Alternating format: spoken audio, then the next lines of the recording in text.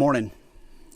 Unlike the endless wars of the past that dragged on for years and for decades with little to show for it, Operation Epic Fury has delivered a decisive military results in just weeks.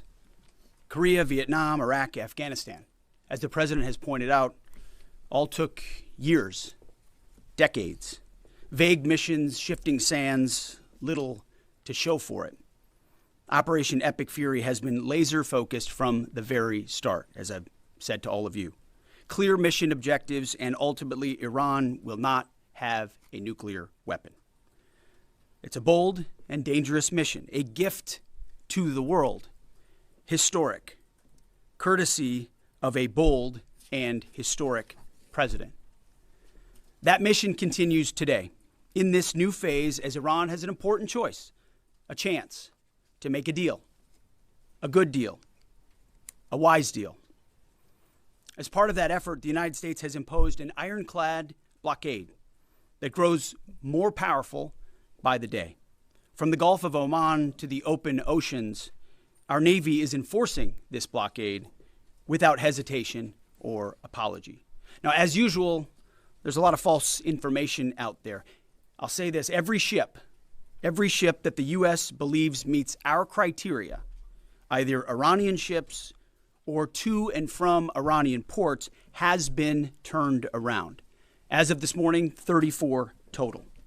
Non-Iranian vessels are allowed to transit, and many have, including overnight. Not only is the blockade growing, in fact, a second aircraft carrier will join the blockade in just a few days, but this growing blockade is also gone global. Just this week, we seized 2 Iranian dark fleet ships in the Indo-Pacific region that had left Iranian ports before the blockade went into effect. They thought they'd made it out just in time. They did not. We seized their sanctioned ships, and we will seize more. Our blockade is growing and going global. America's military is unmatched, projecting power, denying passage to adversaries, and protecting our interest at the time and place of our choosing. No one sails from the Strait of Hormuz to anywhere in the world without the permission of the United States Navy. To the regime in Tehran, the blockade is tightening by the hour. We are in control, nothing in, nothing out. Iran's battered military, the IRGC specifically, has been reduced to a gang of pirates with a flag. They cloak their aggression in slogans, but the world now sees them for what they are, criminals on the high seas. They don't control anything. They're acting like pirates, acting like terrorists. They're the ones who lay indiscriminate mines, who shoot at random ships, who killed 45,000 of their own people, innocent protesters in the course of weeks. Their own people. They are the bad actors. The vessels that the Iranians seized in recent days, a couple of them, they're not American ships. They're not Israeli ships. They're just random ships that drove where they drove their little speedboats up to and shot at those ships with AK-47s. Anyone with a speedboat, a gun, and the wrong intentions can do that. They know that we, the United States of America, control the flow of global shipping, and we know that they know. Their real navy is at the bottom of the Arabian Gulf. It's worth saying again, for 47 years, Iran has been at war with America, killing our citizens, our soldiers, and our allies, while previous administrations looked the other way. The real endless war is the war that Iran has waged on us for 47 years. President Trump is the only president with the guts and moral clarity to finally do something about it. I see it every day behind closed doors. President Trump's fortitude is unshakable, and his mission is crystal clear. President Trump said it again yesterday. We have all the time in the world, and we're not anxious for a deal. And I hear him say it every day in private as well. Iran knows that they still have an open window to choose wisely. As we said previously, choose wisely at the negotiating table. All they have to do is abandon a nuclear weapon in meaningful and verifiable ways, or instead they can watch their regime's fragile economic state collapse under the unrelenting pressure of American power. A blockade as long as it takes, whatever President Trump decides. Because the bottom line remains the bottom line. Iran will never get a nuclear bomb. The choice is theirs, but with this blockade, the clock is not on their side. Moreover, President Trump has authorized the United States Navy to destroy any Iranian fast boats that attempt to put mines in the water or disrupt passage through the Strait of Hormuz, to shoot and kill. Our commanders have clear rules of engagement. If Iran is putting mines in the water or otherwise threatening American commercial shipping or American forces, we will shoot to destroy. No hesitation, just like the drug boats in the Caribbean. It's also worth saying, this should not be America's fight alone. We barely use the Strait of Hormuz as a country. Our energy doesn't flow through there, and we have plenty of energy. Just look at the new global Congo line headed to Texas. A beautiful picture.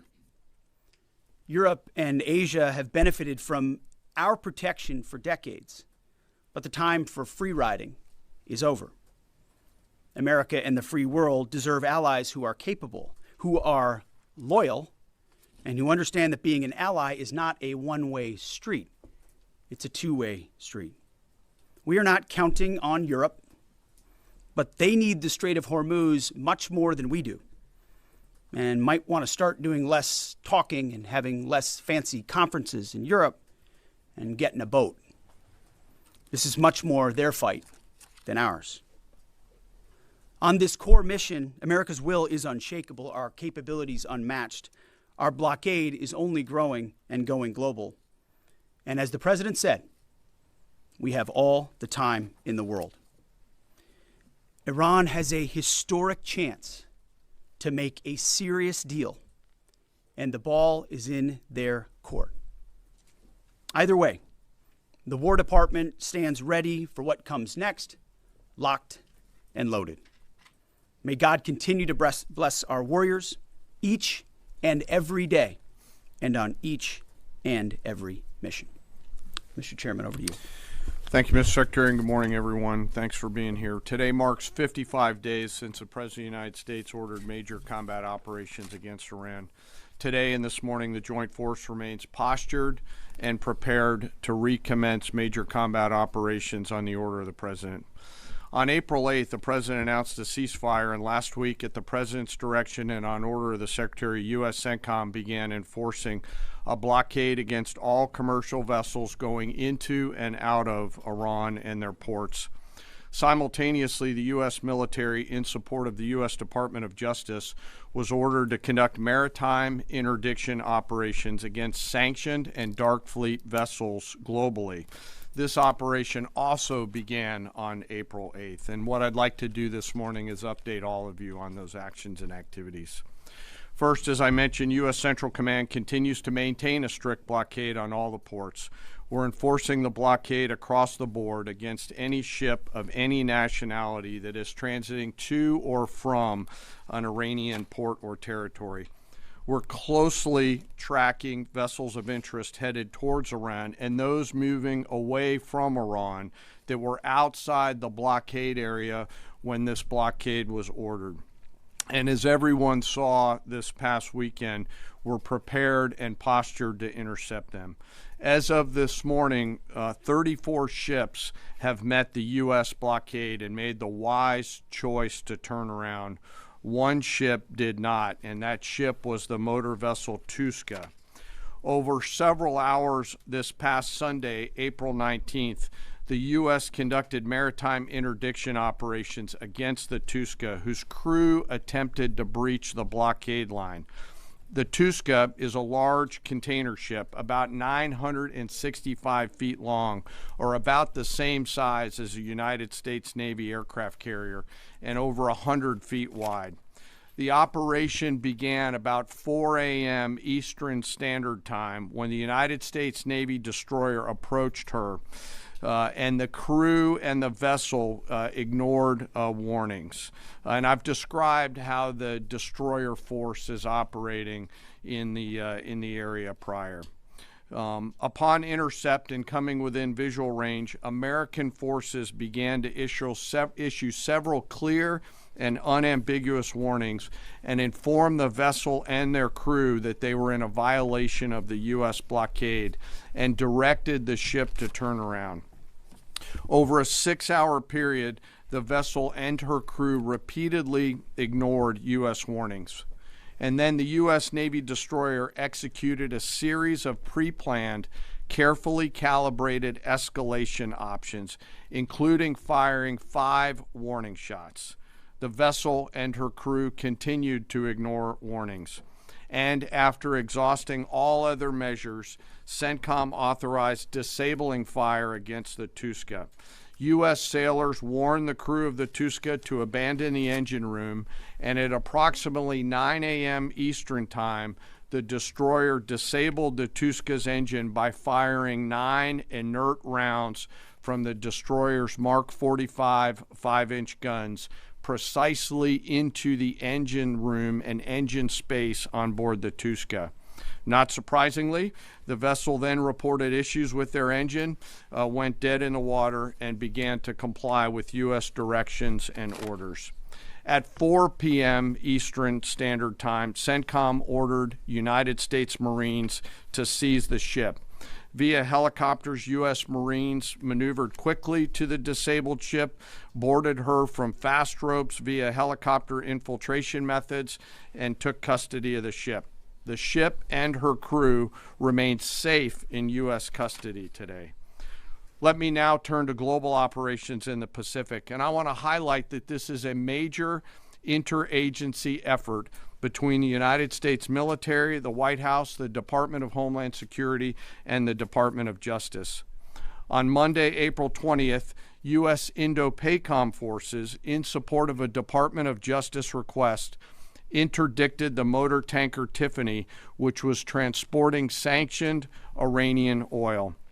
The Tiffany is a very large crude tanker, VLCC for short, and is also about the size of a U.S. aircraft carrier and capable of transporting approximately 2 million barrels of oil. At approximately 11:30 p.m. Eastern Time, U.S. military forces and law enforcement forces also went to the ship via rotary wing platforms, fast roped onto her deck, and secured her. After the ship was secured, a U.S. Navy control team embarked aboard the Tiffany, and assumed control of the ship at 4 a.m. Eastern Time on April 21st.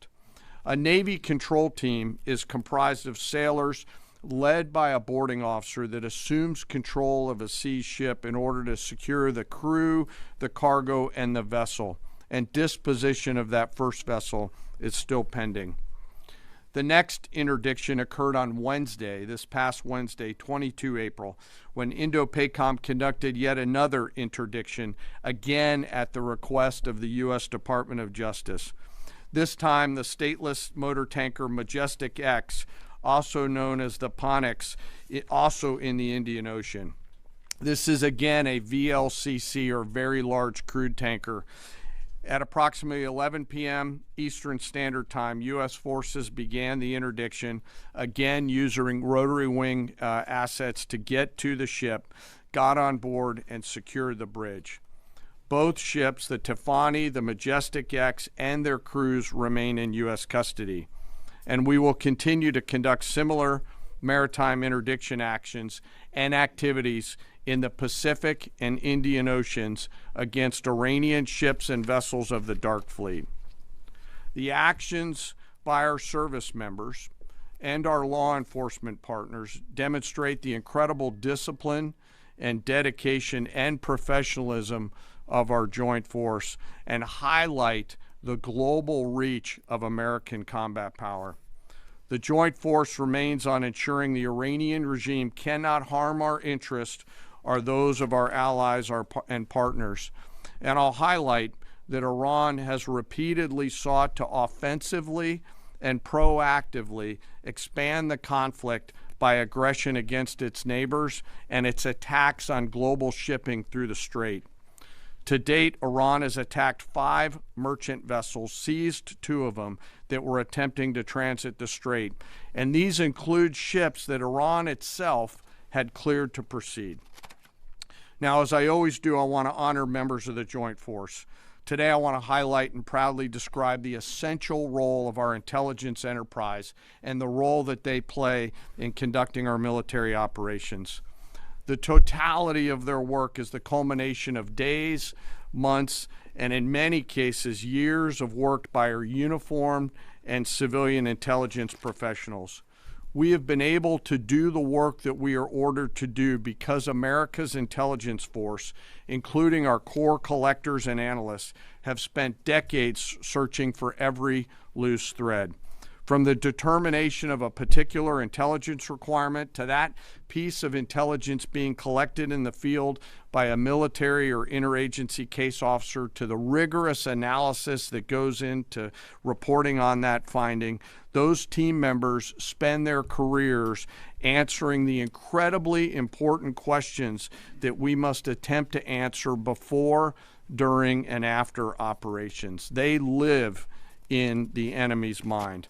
Normally located behind the green door or behind the vault door in dark, windowless rooms across the world, 24 hours a day, 7 days a week, 365 days a year, are world-class intel members from DIA, our service intelligence components, NSA, NGA, CIA, NRO, and in the case of the operations that I've just described, the Office of Naval Intelligence, all work tirelessly to sift through the mountains of collected information using tools, tactics, techniques, and procedures that I'm not going to discuss today.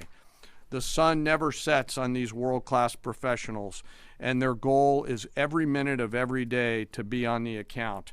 And they know the enemy. They know their combat capability, their weapons, their industrial and economic systems, and they know their leaders' pattern of life, where they go, what they think, and what they do.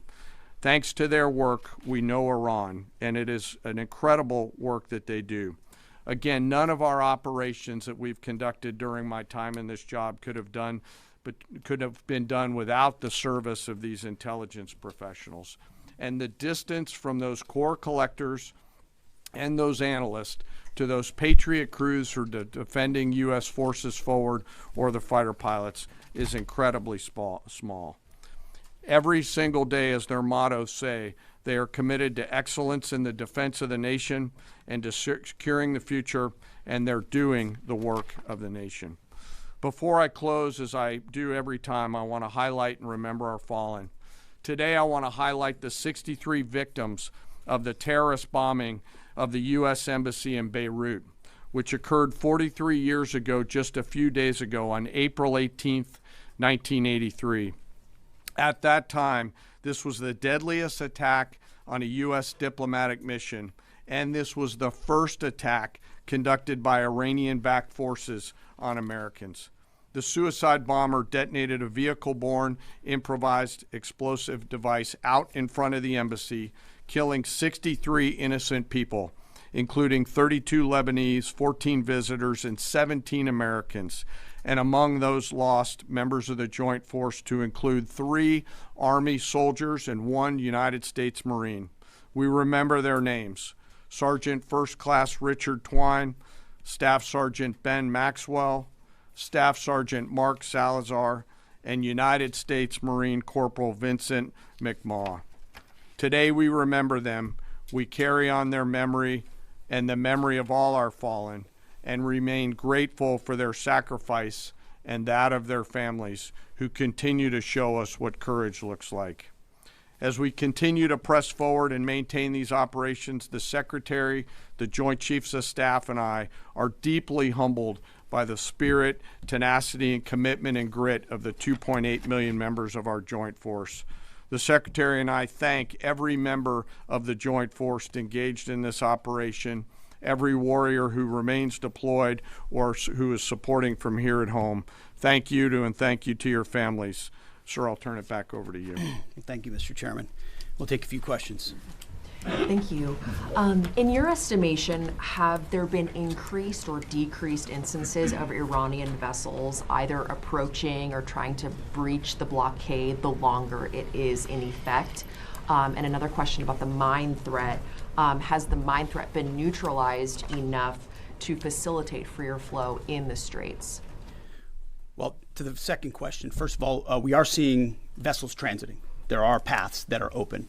And part of what the president is threatening is ensuring if there's attempts to recklessly and irresponsibly lay more mines, we're going to deal with that. It's a violation of the ceasefire. So transit is occurring, much more limited than anybody would like to see, and with more risk than people would like to see. But that's because Iran is doing irresponsible things with small fast boats, crafts, like I said, with weapons on them. These are commercial ships, in some cases cruise ships that came through being threatened by these. So as far as breaching the blockade, it's been a pretty consistent. There were a number of ships at the beginning. Then you had the interdiction that the chairman described, where we took out the engine room and disabled that ship. I think that sent a very clear sign that this is not a fake blockade. This is a real, full blockade. We'll use up to and including lethal force if necessary. And that stopped, and other ships have taken note of that. So any ships that have attempted, there's been levels of escalation, but none that far, and they've turned around.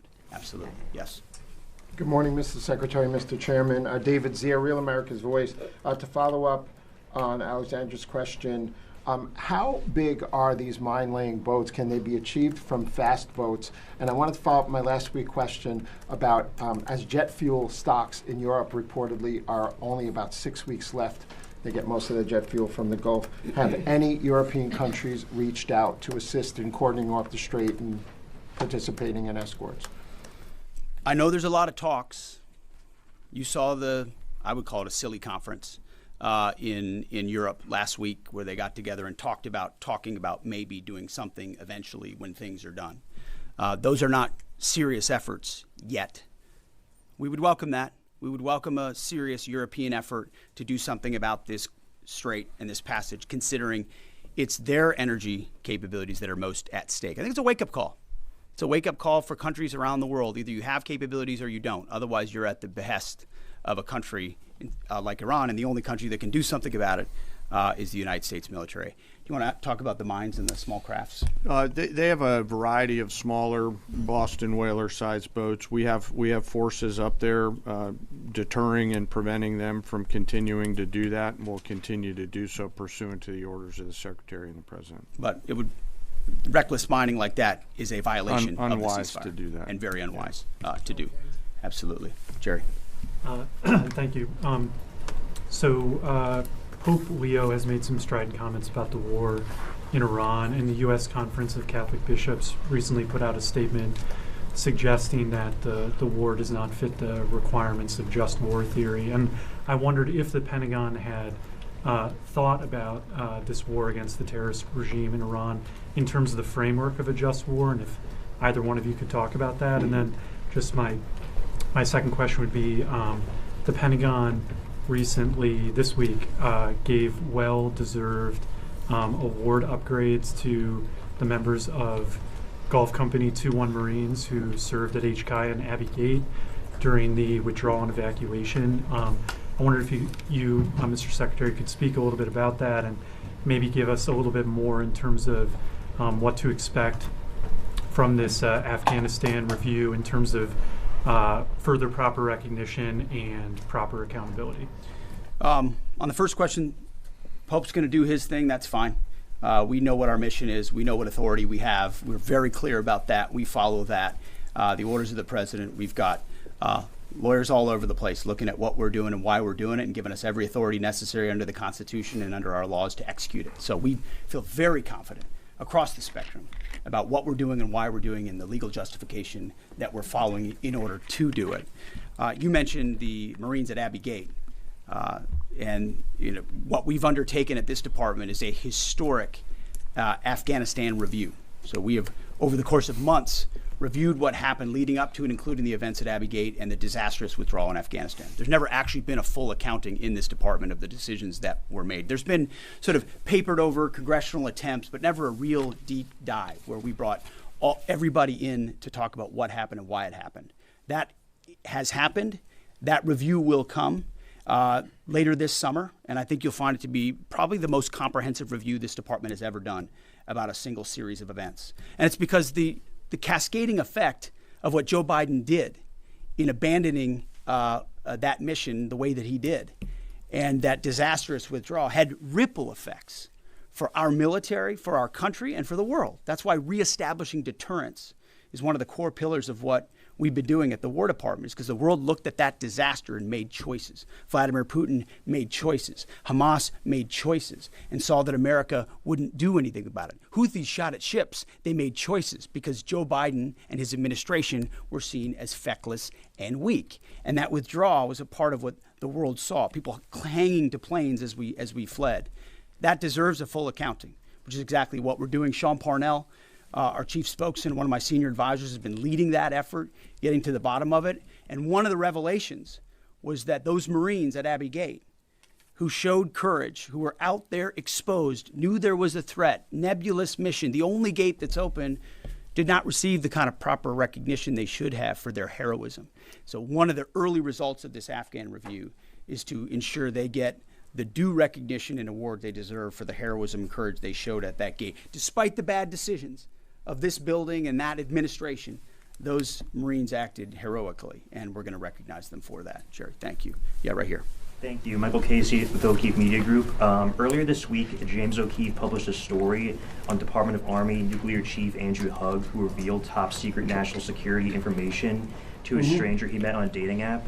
Will you defer Mr. Hugg for termination and prosecution? Yeah, he won't work here anymore. And given the revelations, It's an easy one. will any changes be made to the current anti-espionage training for all Department of War employees now, given this? Well, we're always on the lookout for CI threats, any internal threats, anyone talking out of school about things they should not. We take leaking very seriously here, informally or formally, which is why some of the reporting done by some of the people in here is incredibly problematic. They're willing to publish things based on classified information that would potentially harm those in harm's way. And we think them doing so is incredibly irresponsible and unpatriotic. And it would encourage members of the press to think twice about the lives they're affecting when they publish things in their publications like the New York Times. Yes, Chairman, right here. Was the Tuska carrying dual-use equipment to China? Sir, so I'm sorry, the question's right here. Thank you. Ryan Morgan with the Epic Times. Earlier this week on that topic, there was a report, I believe, with the Washington Post that the Pentagon had briefed Congress that it could take up to 6 months to fully sweep the Strait of Hormuz for mines. I was wondering if you could comment a little bit more on the specifics of the timeline, the range of time that it could take, and then just a general idea of how many mines have been placed. We would not speculate on a timeline. I saw that report. It was based on, again, another leak from a closed-door session, which was supposed to be classified, and apparently, allegedly, that was something that was said about we feel confident in our ability in the correct period of time to clear any mines that we identify, and would encourage other countries to be a part of such an effort as well. But we're tracking that very closely. Mr. Chairman, do you want to add anything to that? No, sir. I think you covered it. Right here, new members of our press corps here. Jacob Wasserman with TMZ DC. We have two questions. I'm going to ask the first. My colleague will ask the second. You know, I've heard you talk a lot about bombing. We'll see. Sorry? We'll see. Okay. I've heard you talk a lot about bombing people and places. And when you give these orders to carry out this extreme level of violence, what's going through your mind and your body? Do you have like an adrenaline rush? Are you scared? Do you feel like you're on a power trip? Just walk us through and paint us a picture of what it feels like mentally and physically. It's a very TMZ question. My only thought process is to ensure that our warfighters have everything they need to be successful, defeat and destroy the enemy, and they come home. I want them to feel empowered, to have every authority they need within our rules and within our law to bring maximum violence to the enemy. Because war is violent, war requires doing difficult things, but I want our people to feel empowered, so it's our guys that come home and their guys that do not. And sure, I'll give you one chance. Charlie Cotton from Teams EDC. You changed the Department of Defense to the Department of War. Would you consider changing the name again to the Department of Peace, since that's what we're all after? Well, that's the pursuit. It's a great question, actually. You go from defense to war because you want to be proactive about peace through strength. And really, I gave a speech in front of generals about what the ethos of the War Department is all about, because I wanted to go through every echelon of this department. It means something. It's not just words. And when you fight a war the right way, the idea is on the other side you bring about peace. That is what we'd like to see the most. In fact, I once did a video about the one institution that should win the Nobel Peace Prize every single year is the United States military, because we are the guarantor of the safety and security of not just of our country, but of a lot of people in this world. Last question. Yes, sir. Thank you very much, Mr. Secretary. I do appreciate your time. Since February 28, 725 drones and missiles have hit the Kurdistan region as your loyal ally, killing 22 people and injuring 100 others.